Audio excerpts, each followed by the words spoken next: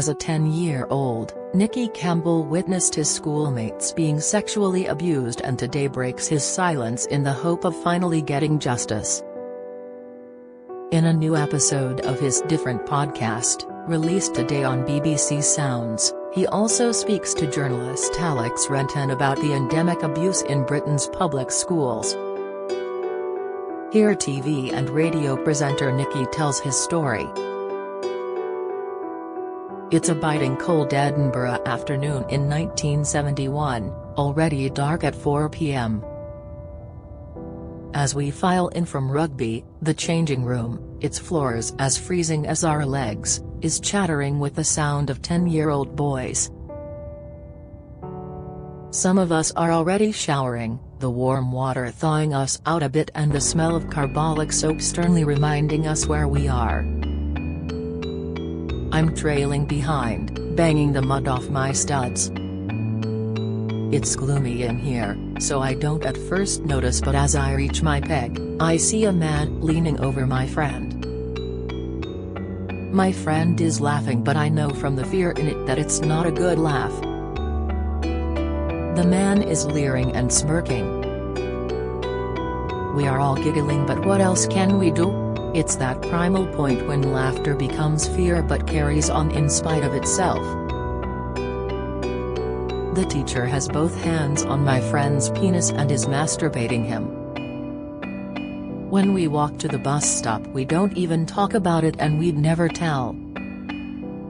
With that teacher, one of the many who did sport, stuff like that just happens. He's known for it among the boys here. We just accept it because if he is doing it, then it can't be that wrong, can it? And at least he wasn't doing it while in one of his violent rages. 51 years later, my wife Tina calls to me from the kitchen where she's listening to Radio 4. There's a program on about child abuse in private schools, and they've just mentioned the Edinburgh Academy. I go as far away from the kitchen as I can, upstairs to my study.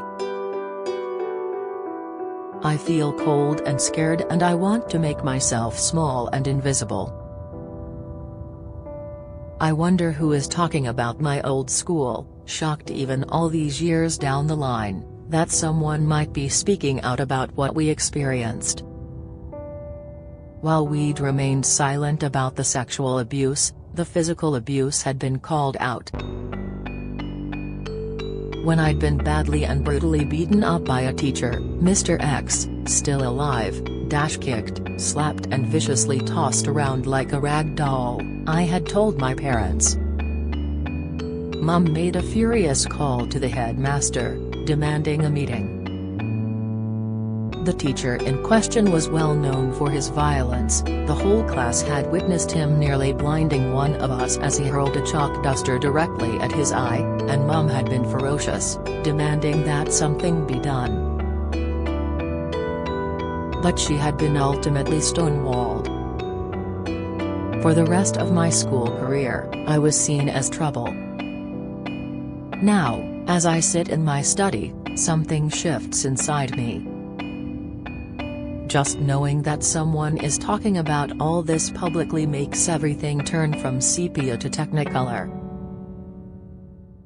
An image of our history teacher, Mr. Dawson, who is dead, comes to mind, putting me, and others, over his knee in mirthful moments where, behind the laughter of the class, he'd tickle, his fingers wandering over my genitals. I was older then though, 12. And 100 other images flood into my mind, and what I thought were distant, faded memories feel as real as they were 50 years ago. Later, unable to bring myself to listen to the program, I look it up and read about the presenter, Alex Renton, himself a survivor of childhood sexual abuse at his prep school, Ashdown House. I am filled with this urgent need to talk to him.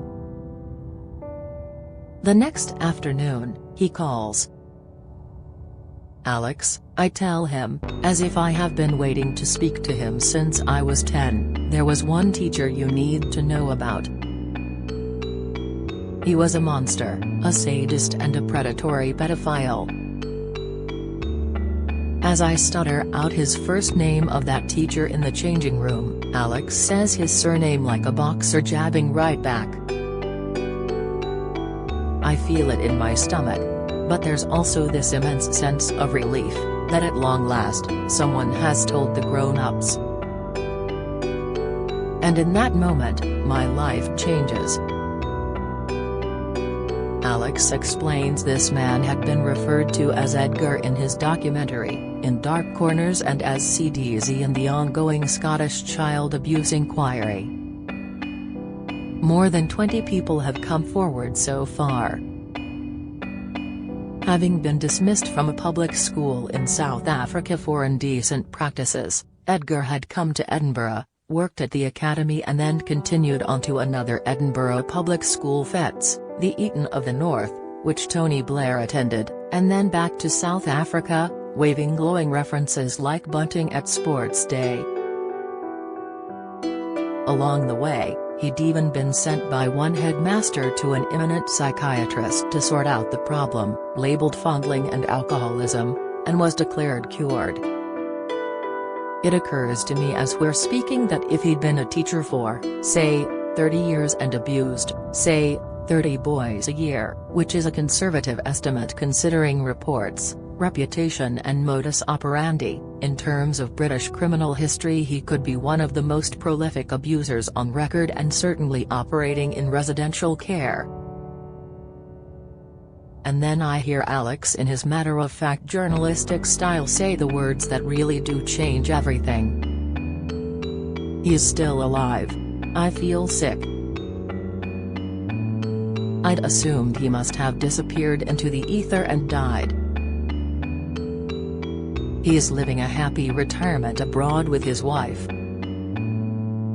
There are numerous allegations against him, but they can't get him back to British soil. It's proving impossible to extradite him. Hearing and talking about all this turns you into a child again, so I need desperately to tell one of my oldest friends. This in turn unleashes something deep in him, too. He sends me an email that utterly breaks my heart. He has never told me any of this. One of the most perplexing aspects, he writes, is how Edgar ritualized abuse. You went up to his desk with your jotter, one after the other, lesson on lesson, to have his hand in your shorts and then in your underpants, that it went essentially unremarked upon by so many of us at the time. We just let it happen. I recall so many details about him vividly, his voice, his breath, the way he sat, even the brown jacket and pink shirt he was wearing. But it's the absolute nearness of him I remember most. He was almost on top of you, he drew you to him. No other male apart from my father had ever stood, or sat that close to me, and I still find that proximity disconcerting today. This was the culture of the school, the normalcy of the system. We knew it was wrong, but you didn't question it, let alone complain about it because who would believe you? I know and you know that they knew what was going on. I don't know because I never did, but had I confided in my parents, would they have believed me? We were 10 years old. 10 years old. Plenty of times we'd spoken about Mr. X and Mr. Dawson and Edgar and others, but as to the question what happened to you? We never ask. This has become a mission for me, but for Alex it's a life's work. I won't rest until Edgar is brought back to face justice. Hearing about Edgar made me realize how much I think about all that happened and how the changing room scene runs over and over in my mind like an old cine film which will flicker away forever.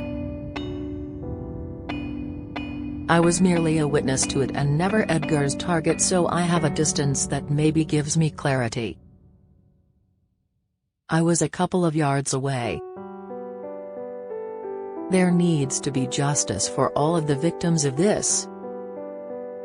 For all the men in their 60s who are perfectly fine, beyond the broken marriages and the rehab and the shadows on the ceiling at 3 o'clock in the morning. For many of these men, 50 years ago, something died inside. But Edgar? He's alive. This now drives me on. Those two words. He's alive. Listen to Nicky Campbell's different podcast on BBC Sounds from 6 a.m. today, www.bbc.co.uk/sounds/play/p0cp3mw7. Listen to In Dark Corners, www.bbc.co.uk/programs/mo174kf from 9 a.m. on BBC Radio 5 Live. Nicky Campbell will also be discussing his experiences live on air.